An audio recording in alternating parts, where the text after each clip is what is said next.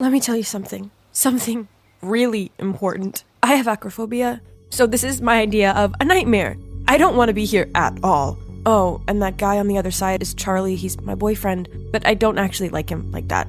So you're probably wondering how I ended up here. 200 meters above the ground and about to make this terrifying leap? Well, let's just start from the beginning. Hi, I'm Luna, a 17-year-old high school girl from a small town in New South Wales.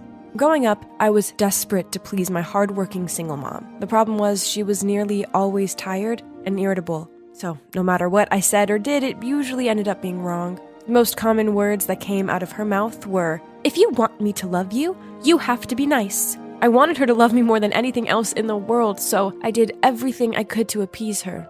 This led to the need to make everyone happy, and left me with an unfathomable fear of being hated by others. If I made other people happy, then they'd like me, right? So whenever someone asked me to do their homework or cover for them on roll call, I did so without hesitation. And if there's ever an argument or awkward situation, regardless of if I'm to blame or not, I always apologize first. At 15, I moved to Sydney alone for high school, and that's when I met my roommate Margot. She's my complete opposite, but this didn't stop us from becoming best friends. She's independent, sassy, and doesn't let anyone pressure her into doing anything she doesn't want to. Guys, if I were more like her, I would have been able to avoid a lot of trouble. Once we had a group assignment in biology, and I, by chance, teamed up with these two popular girls. The day before the deadline, they both texted me saying they were sick and asked me to do their parts. This was a lot of work for one person, but I didn't want to upset them, so I agreed. But then, that night, while I was scrolling through Instagram during my brief break after hours of studying, I saw them checking in at a party. What? So they lied to me so they could go out and have fun and left me home alone to do their homework? Oh my, I just want to take this pen and throw it right at their dumb duck faces. How is that cute in anyway? Ugh, but who was I kidding? I knew full well I'd never be able to tell them what I really thought of them. So I picked up the pen and continued my workload meant for 3 people alone. I stayed up all night and drank 3 cans of energy drinks, but it was just too much work for one person to finish on time. Our assignment, or should I say, my assignment, got points deducted due to late submission, which somehow made the popular girls mad. What have you done? How could you turn in the assignment late? I'm sorry. It's just that doing it all by myself was a bit too much for me. Oh, please. You had the whole day to finish it. It's all down to your poor time management. Right at that moment, Margot appeared, out of nowhere, and stepped between us. Pfft. If you both cared so much about your grades, then you would have helped Luna complete it. Instead of going to some stupid party, how about I report you to the teacher to cross out your names from... Margot, enough. Sorry, don't mind her. Then I quickly pulled Margot away. Apologizing to them was a ridiculous thing to do. It wasn't your fault. I know it's not my fault, but there's no point making a scene out of it, right? Fine. In that case, I'll leave you alone with all the troubles you've caused yourself. I don't care anymore. Oh, no, I didn't mean to make Margot mad. I quickly apologized to her, told her she was my best friend in the whole world, and asked her to go for a milkshake to make up. A week later, on the day my volunteer club was selling lemonade to raise funds for a children's charity, I suddenly fell sick. Oh no, I'd been telling everyone at the club how important this event was, but now I was the one who'd be absent. How embarrassing! I needed to show them how sincere I was. I texted the club president that I was sick, but if the club really needed me, I could still try to participate. Now I can finally sleep. But who would know? Before I even had time to curl up in bed, he texted back saying how they really needed my help.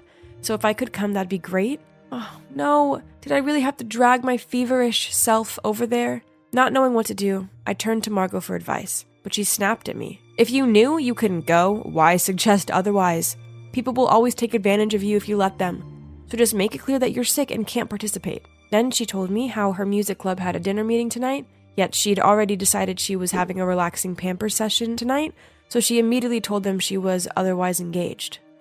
Margot was right. If I'd done as she said in the first place, I wouldn't have had to rack my brains looking for excuses to say no without annoying anyone. Finally, I texted the club president that I was afraid of infecting everyone, so I'd better stay home. Then I fell asleep and found my worries plaguing my dreams. The next day, I felt better. So after class, I dropped by the club's room, but I instantly felt weird vibes from everyone. Then when I asked the club president how much money we'd earned from the event, he totally blanked me. Oh, no. He was obviously still mad with me for letting him down. I was lost in thoughts when suddenly someone tapped me on the shoulder. I heard you were sick. Are you feeling better now? It was Charlie, one of the club members. He told me that day I was off sick. He voluntarily took over all of my work. So I invited him out for a thank you dinner right away. Maybe he misunderstood my goodwill gesture, as after that he bombarded me with texts, calls, and soppy memes. Then one day while we were walking together, Charlie suddenly stopped and took my hand. Luna, we've known each other for a while now. I think it's time for me to confess my feelings. I like you. Will you go out with me? Oh my. What did he just say? I stood there dumbfounded. I mean, I liked him as a friend, but not romantically. But when I met his expectant gaze, my conscience began to torment me. He was such a nice guy, so how could I say no to him? In the end, I forced a smile, then nodded in agreement. My feelings for him will develop over time, right? But unfortunately, the answer to this was no. Actually, since we started dating, I found myself liking him even less than before. He does a lot of things that irritate me, such as the time he insisted we wear couple outfits to school. Yeah, slogan shirts with "he's mine, she's mine" printed on them should definitely be left in 2010. Ugh. He smugly ushered me around the school and seemed oblivious to the laughs and points in our direction. If only the ground could just open up and swallow me right away. That evening, noticing how fed up I looked, Margot asked me if everything was going all right between me and Charlie. So I told her everything. I thought she'd get mad at me again, but to my surprise, she just sighed and told me to tell the truth and break up with Charlie before things got too serious. That's the best way to stop both of us from getting hurt. And also, I've heard a lot of bad things about Charlie. People say he's kinda erratic. You better get this over with as soon as possible. Yeah, Margot's right. Next time I saw Charlie, I was ending this once and for all. Turns out I didn't have to wait long, because that Sunday afternoon, Charlie came to pick me up for our date. He told me he had a surprise in store for me, and I was gonna love it. Okay, it sounds like he'd gone to loads of effort, so it was probably best if I left breaking up with him until the journey home. Almost there! Hearing what Charlie said, I looked out the window and... oh my God! Is that a bungee jumping spot? So, long story short, here I am, 200 meters off the ground, my legs trembling like a leaf and my heart thudding like crazy. I was about to cry out of fear when suddenly I heard romantic music playing behind me. I turned around to see Charlie getting down on one knee. Behind him was eagle-eyed staff holding roses and candles while swaying to the music. What's happening? I know we haven't been dating long, but it's clear that we're made for each other. Luna, will you marry me? What? Did I hear him wrong? I mean, I'm only 17. Seeing my puzzled look, Charlie hurriedly said, I know we're still in high school, but don't worry, we can wait till graduation. Then let's have the most wonderful wedding straight after that. This was insane. I stood there, rooted to the floor, not knowing what to do, and seeing everyone watching and waiting made me feel even more pressured. I was trying to figure all this out when Charlie forced the ring on my finger. Oh my God. What should I do? What should I do? Well, in classic me fashion, I didn't do anything. My stupid hand just froze in place. And in the end, it turned out like this. No, I couldn't let this happen. Charlie, actually, I don't have feelings for you. I was going to tell you today, but I didn't expect things to end up like this. You're kidding me, right? If you didn't like me, you wouldn't have let me put the ring on earlier. So I explained everything to Charlie. His face darkened with disappointment. I felt so guilty. I should have just been straight with him from the beginning, then none of this would have happened. We can still be friends, can't we? I asked, but Charlie replied without even looking at me. If you don't like me, then why give me hope? Why the emotionless tone? It felt like he'd turned into a completely different person. Afraid, I kept quiet, not daring to blurt out so much as a word. I'd be home soon and away from this suffocating atmosphere. But as Charlie drove, I noticed how the surroundings became stranger and stranger. This is definitely not the way to the dormitory. Finally, the car stopped at an abandoned construction site. Luna, get out of the car. Sensing his irritable tone, I did as he said. You can stay here until you've figured out that we're destined for each other. Then call me. I watched in horror as he drove away and left me there. I was all alone, in the middle of nowhere. Panicked, I called Margot for help, but as soon as she picked up, my phone ran out of power. I explored the area, but it was completely deserted. Would I be stuck here forever without anyone knowing? It was getting late. I'd barely eaten or drank anything all day, and this felt hopeless. I burst into tears, and then everything fell dark around me. I woke up to the bright lights of the hospital. Margot jumped in to give me a hug, then explained what had happened. Turns out that night after I called her, she checked my location on Snapchat and saw that I was in some deserted place. Sensing something was off, Margot and the dormitory manager went to find me and took me to the hospital. Charlie was disciplined and detained for a month for the trouble he'd caused. After that horrible experience, I talked a lot with Margot. She comforted me, encouraged me, and said that it seemed like my desire to please others stemmed from childhood trauma. Perhaps it was my mother's words. If you want me to love you, you have to be nice. That created the character I have now. I couldn't continue to let the past consume me. That summer, when I returned home to see my mom, together, we poured out our feelings and faced our problems. I finally figured out that being nice to people wasn't a bad thing, but agreeing to things just to avoid disappointing people isn't the correct thing to do at all. Now, with Margot's help, I'm step by step learning to say no to things I don't want to do, 'cause life's way too short to say yes to everything. I was completely immersed in this beautiful harmony that me and my dad were playing until... What on earth are you two doing? Startled, I turned around to see Siren standing there with fiery eyes. Oh, God. I came back to my senses at once and realized that next to me, the man I was jamming with was not my dad, but Isaac, her boyfriend. Oh no, what had I done? I quickly wiped my tears away and was about to leave. But Isaac took my hand and gave me this confused look. Being back here in this house was difficult enough without getting involved in this love triangle, so I tried to pull my hand free and ran out of there. Yes, it's me again, Hazel. In the last part of my story, my friends embroiled me into helping their idol Isaac and his actress girlfriend Siren escape from the public eye for a bit. Now I'm stuck in my family's old home and having to confront my past. All these memories flooded my mind. Some good, some bad. And before I knew it, I was mixing the past with reality. And that's how I accidentally played the piano with Isaac and made Siren green with envy. At that moment, Siren swung open the door and charged toward me. Hey, don't let me catch you flirting with my BF again.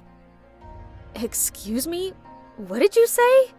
He's not even my type. Besides, having you as a love rival sounds like way more hassle than it's worth. She gave me this lingering scowl. Clearly she was furious with me, but she must have decided there was nothing else she could say on this matter. However, this didn't stop her from being the most demanding, frustrating diva on the planet. She stuck her nose up at the food and drinks we served her and insisted that she couldn't possibly consume anything that wasn't organic. She threw the clothes that we lent her down the stairs cause, quote, those vulgar outfits didn't suit her. Then she asked Ivy to go get her designer ones. Once, Zoe even had to drive over an hour to the mall just for a few scented candles. Why, you ask? Well, Siren accused me of exuding this bad energy that had been affecting her sleep and her well-being, so she needed to cleanse the aura around here. Poof! This was nonsense. Once her head touched the pillow, she slept like a log. It seems that living in the same house as their idol and his girlfriend wasn't exactly all it's cracked up to be. Isn't that right, Ivy and Zoe? However, contrary to Siren the Nightmare, Isaac surprised me quite a lot by actually being a great help around the house. He was an excellent cook and a dab hand at fixing things. Okay, I admit that I used to think he was just one of those useless celebs out there, but it seems he had no problem with pulling his weight. Anyway, this manner of his did somewhat make up for the obnoxious attitude of his girlfriend, which made this whole thing a bit more bearable. Until this one time, we were rowing on the river near the mansion. Well, I was rowing, to be exact. Just me, as what could we expect from our two superstars? But it's pretty out here, isn't it? It was Siren's bright idea, as she wanted some new Insta photos. You're probably wondering where Zoe and Ivy are? Yep, They're scouring the shops a few towns over for ethical foie gras. Look at her, saying she's feeling sick she couldn't row. But apparently she was well enough to smile for the camera and strike dozens of different poses. Suddenly, Siren decided to stand up to get better lighting, which made the whole boat shake. I shouted at her to sit down, but then before I properly knew what was going on, the boat was turning sideways and I tumbled into the water. I flailed my arms and legs out and tried my best to raise my head above the water, but it was no use. I couldn't stop myself from sinking beneath it. I honestly believed this was it. The world started to darken around me, when suddenly, an arm grabbed me and pulled me ashore. "Hazel, can you hear me?" I slowly opened my eyes and saw Isaac's worried face peering down at me. "Hazel, thank goodness." He gently helped me sit up, then asked me if I was all right. For a few fleeting moments, the warmth from his body made me flush. Clearly, nearly drowning had made me delirious. I mean, I couldn't have feelings for him. Could I? Before I could ponder on this thought anymore, a drenched Siren dripped her way over to us. "Isaac, why did you rescue her instead of me?" "Siren, this is not the time for being dramatic. I was hardly going to come to you, an expert swimmer, over Hazel who was actually drowning." Hearing Isaac say that, she rolled her eyes, then stormed off, leaving a wet footprint trail in her wake. The last thing we needed in the house was more tension, so I immediately turned to him and said I was fine, and he should go and sort things out with his girlfriend. "Listen, Hazel, Siren's not my girlfriend. I don't like her in that way, but as for you and me, we clearly have a connection." I stared at him in complete open-mouthed shock. Did he really just say that? Or perhaps I had a concussion and was imagining things. "Siren's like my little sister. I'll explain this later, but first you need to rest." Then he wrapped his arms around me and guided me back to the house. I spent the rest of that day in bed feeling feverish. Then at dawn the next morning, I awoke to a commotion coming from downstairs. "Guys? What's all the noise about?" "It's Isaac and Siren. They've gone, and they've taken the car." "What? That was our only mode of transport out of here. How could they be so selfish to just abandon us here like this?" We tried contacting Isaac countless times, but no answer. Great. Here we are now in this remote area where it would take hours to even find a passerby to hitchhike, not to mention how risky it'd be. Everything was a mess.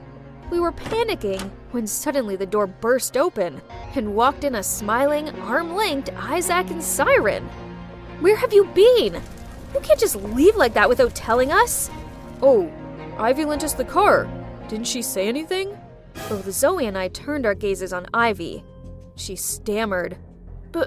But I think you guys just went out for a while, not disappeared all night unreachable." "Relax. All this tension will give you wrinkles." Then Siren smirked at me as she flicked back her hair and then continued. "We went to a drive-in cinema and it was so romantic. We didn't want the evening to end, so we strolled around town until the early hours." What did she mean by that? So much for him seeing her as a sister. I felt like such a fool for believing his lies.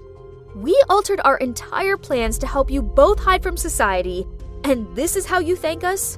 By pulling a stunt like this? No more. Get out of here! Right now!" Before anyone could say anything, my phone buzzed. It was my friend Erica. She asked me if the stories about me being in love with Isaac were true. Huh? What was she on about? In my panic, I ended the call and went online to check it out. Turns out on the Instagram account of the store where I customized our matching hoodies, the shop owner had posted a photo of me wearing it. Naturally, it didn't take the fan maniacs long to do their research and find out all about me. But worse still, another current trending post was one from Isaac's management company, confirming that we were officially dating. What kind of nonsense is this? I immediately told Isaac to call his company and put it on speaker. "Isaac, we hit a jackpot! You probably know the iconic pianist and composer 𝗕𝗔𝗦𝗬𝗓𝗏, right? Hazel Moretz is his daughter!" You mean... Everyone gasped at me in shock. Maybe it's time for me to reveal the secrets of my past, the truth that's been hidden for so long. Yes, 𝗕𝗔𝗦𝗬𝗘𝗦 is my father, but I made a promise to myself 10 years ago that I would never speak to him again. Isaac's manager continued to brazenly talk about how the scandal with me would benefit Isaac's career, so there was no need to hide it. At that moment, Siren shouted, "What on earth are you saying?" Hey, are you with Siren again? I already told you not to mess with that girl unless you want to get yourself in trouble. Shut up! Siren furiously grabbed Isaac's phone and ended the call. Isaac, tell everyone that the one you love is me, not her. Siren, we were never in love. You're going too far. What? You guys aren't dating? So we misunderstood it all from the beginning? I knew right away there was something wrong. Yet you pretended to be his real girlfriend and treated us like your minions. Siren stood there with a red face, fists clenched. I gave you my heart, but all you do is hurt me. This time you've made a big mistake, Isaac. Just wait and see. Siren left for her room, but this time neither of us stopped her or comforted her. The next morning, we found out that Siren was gone. None of us knew where she was. We all just hoped that she wasn't so fueled with anger that she'd cause us even more problems. We quickly packed our things into the car, preparing to return to our normal life. When out of nowhere, a bunch of reporters and journalists appeared and surrounded us. Isaac, Miss Siren Wilde has accused Ms. Moretz of wrecking your relationship. Is this true? Does that mean you ran away from all the shows to go on a secret date with Ms. Moretz? Ms. Moretz, your father was known for breaking not only yours but also another family apart, all for his own selfish needs. Are you following in his footsteps? Scary flashlights were everywhere. Suddenly, I found myself transported back to that terrible day 10 years ago when Dad's affair went public, and the reporters hounded us in this exact same spot. Those heartless flashlights are just as intense now as they were back then. A memory of my mom's distraught face popped into my mind. Puffy eyes, tear-stained cheeks, a fearful look. Yet the reporters were relentless vultures, firing questions at her regardless of her vulnerable state. That's the day I made a promise to myself that not only would I never pursue music, but I'd also never forgive my father. Amid the panic, an arm pulled me into the car, and we drove away from the crowd. It was Isaac. He put on some piano music to help calm me down, and he continued driving, eventually stopping at a small grocery store. Hazel, please drink this. Sorry for dragging you into all this. The thing is, I've been unhappy with my management company for a while now. They won't let me make the music I want to, but I didn't expect them to go as low as forcing me into their web of lies just for fame. I know how you feel. I used to long to become a pianist like my dad, but then he crushed my dreams. To further his career, he cheated on my mom with another married woman and left our family behind. I grew to hate the complex world of artists. I vowed to never become one of them. And then I gradually began to despise the sound of the piano, too. I'm sorry to hear that story. But art isn't to blame. It reflects lies genuinely, doesn't it? I heard your piano melodies and you are truly gifted. Be honest with your feelings and don't let anyone else interfere with them. Trying to deny your own passion and emotions will only make you miserable. Isaac's right. I'd let my dad's mistakes alter the pathway to my dreams. Not making music made me miserable. I felt like there was a part of me missing, one that nothing else could fill. Why should I be the one to suffer like this, when it hadn't even been me that done anything wrong? Look at me now. Can you believe it? I've rekindled my passion for piano, and now I'm happier than ever. After all that runway pop star drama, Isaac left his management company and collaborated with me to make music for true art. This is our latest charity event. It's pretty neat, huh? That's all thanks to Zoe and Ivy. They work for us now. They're in charge of arranging our busy schedules and organizing our events. The four of us make the best team. I guess you're wondering what happened to Siren? Last I heard, she set her sights on her latest movie co-star.